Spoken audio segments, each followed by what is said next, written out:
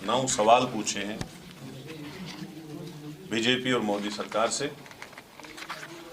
जिसमें पहला सवाल है इकोनॉमी का, दूसरा सवाल एग्रीकल्चर एंड फार्मर्स का, तीसरा सवाल करप्शन का, चौथा सवाल चाइना एंड नेशनल सिक्योरिटी का, पांचवा सवाल सोशल हार्मोनी का, छठा सवाल सोशल जस्टिस का, सातवां सवाल डेमोक्रेसी का, आठवां सवाल वेलफेयर स्कीम्स का और 9वां सवाल है कोविड-19 मैनेजमेंट। और इन सब सवालों पे आज हमारे इमरान प्रतापगढ़ी साहब, जो मशहूर मारूफ शायर भी हैं पूरे हिंदुस्तान में और बरसगीर में इनका नाम है, और हमारे कांग्रेस पार्टी में एक बड़ा मुकाम है इनका।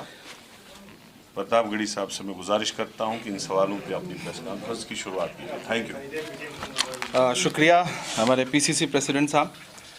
सबसे पहले तो इस शहर में आपका शहर है और इस शहर में मैं आपका खैर मकदम करता हूं और बड़ी तादाद में आने के लिए आपका शुक्रिया अदा करता हूं। मेरे हाथ में एक बुकलेट है और ये बुकलेट है मौजूदा सरकार के 9 साल पूरे हो रहे हैं और इस पर कांग्रेस पार्टी पूरे मुल्क के 35 शहरों में प्रेस कॉन्फ्रेंस कर रही है और हमारा सवाल है कि 9 साल 9 सवाल। हम मौजूदा सरकार से जो अपनी कामयाबी का ढिंढोरा पीटती रहती है, हम उससे कुछ बुनियादी सवाल पूछ रहे हैं जो इन 9 सालों में हमने देखा है, हमारी पार्टी ने देखा है। पहला सवाल है अर्थव्यवस्था का, इकोनॉमी का, जिसमें हम सरकार से पूछ रहे हैं कि ऐसा क्यों है कि देश में महंगाई और बेरोजगारी आसमान छू रही है। हम मुसलसल सड़क से सदन तक, संसद तक महंगाई पर और बेरोजगारी पर हुकूमत से सवाल करते रहे हैं। हमने लड़ाई लड़ी है और ये हुकूमत लगातार मोदी जी अपने दोस्तों को फ़ायदा पहुंचाने के अलावा आवाम के लिए कुछ भी नहीं कर रहे हैं। किसान और एग्रीकल्चर, 9 साल में किसानों की आयु आज तक उनकी आय दुगनी नहीं हुई जैसा कि सरकार ने वादा किया था। हमने देखा कि एमएसपी का जो वादा था वो भी पूरा नहीं हुआ। दिल्ली के करीब, सिंघू बॉर्डर के करीब बैठ करके 700 किसानों ने शहादत दी, अपनी कुर्बानी दी अपनी, तब जाकर के जो कृषि कानून था, जो काला कानून था, उसको हुकूमत को वापस लेना पड़ा। हम उस पर सवाल पूछ रहे हैं।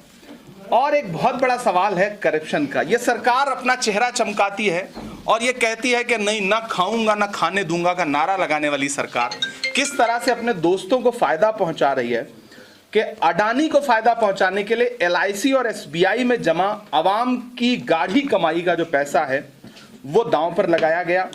और राहुल गांधी जी ने पार्लियामेंट से लेकर के सड़क तक पूरी भारत जोड़ो यात्रा के दौरान एक सवाल पूछा कि 20,000 करोड़ रुपए अडानी की कंपनियों में जो लगे हैं वो किसके हैं। उसको लेकर के सरकार के पास आज तक कोई जवाब नहीं है। हमारा एक बहुत बड़ा सवाल है, ये सरकार नेशनल सिक्योरिटी पर, राष्ट्रीय सुरक्षा पर बड़ी बड़ी बातें करती है। पार्लियामेंट में की स्पीचेस में home minister, defence minister, prime minister बड़ी बड़ी बातें करते हैं, लेकिन चाइना के मुद्दे पे सरकार को सांप सूंघ जाता है।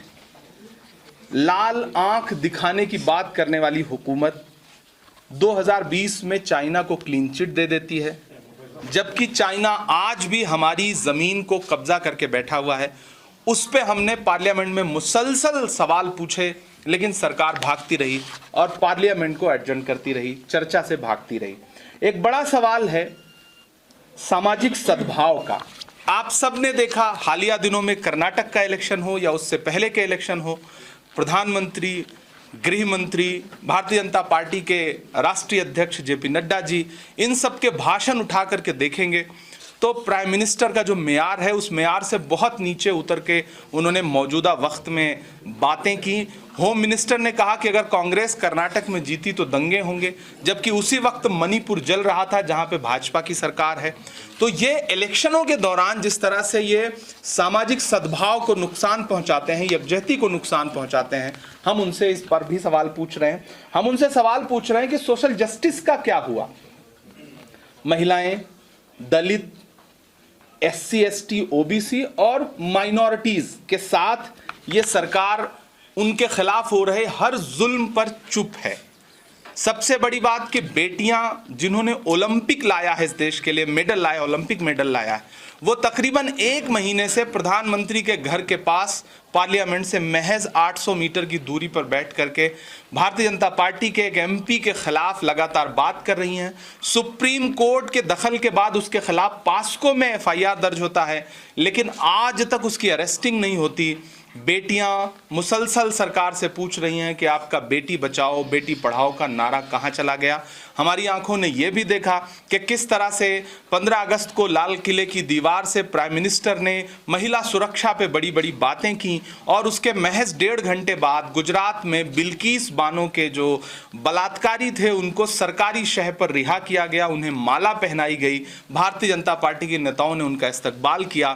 तो हम प्रधानमंत्री से पूछना चाहते हैं कि आपके बेटी बचाओ बेटी पढ़ाओ नारे की सच्चाई क्या है? आपके SC ST OBC को लेकर के आपके जो बड़े बड़े दावे हैं उसकी सच्चाई क्या है? उस पर जवाब दीजिए। हमारा एक बहुत बड़ा सवाल है कि जो लोकतांत्रिक संस्थाएं हैं उनको लेकर के किस तरह से ये हुकूमत अपोजिशन के नेताओं को कुचलने की कोशिश कर रही है। ED CBI के जरिए विपक्ष के सारे लीडर्स को दबाया जा रहा है, उनकी आवाज को दबाने की कोशिश की जा रही है।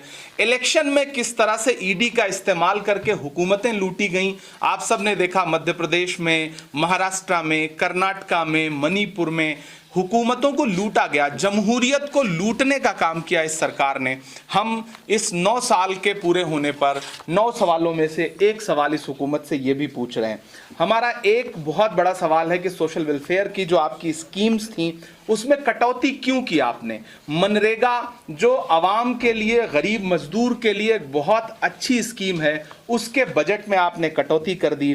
आदिवासी और गरीब और ज़रूरतमंद के सपनों को आप कुचल रहे हैं। और आखिरी सवाल हमारा जो बहुत अहम है वो है कि कोरोना मिसमैनेजमेंट में जहां 40 लाख लोग मारे गए इस मुल्क में सरकार के मिसमैनेजमेंट की वजह से, वहां पर आपने लोगों को, आपने देखा होगा, तस्वीरें देखी होंगी कि लाखों लाख लोग पलायन करने को मजबूर हुए, सड़कों पर पैदल हजारों हजार किलोमीटर चले, लेकिन हुकूमत के कान पर जूं नहीं रेंगी। ये हुकूमत सिर्फ थाली और ताली बजवाती रही, ये हुकूमत सिर्फ इवेंट करती रही, लोग मरते रहे, सेंट्रल विस्टा बनता रहा, आवाम मरती रही। ये हमारे 9 सवाल हैं जो हम इस हुकूमत से पूछ रहे हैं उनके 9 साल पूरे होने पर। चाइना को लेकर के आप जयशंकर जी जो मिनिस्टर हैं, आप उनका बयान सुनिए, डिफेंस मिनिस्टर का बयान सुनिए और प्राइम मिनिस्टर के बयान सुनिए, तो आपको खुद उसमें फ़र्क नज़र आएगा।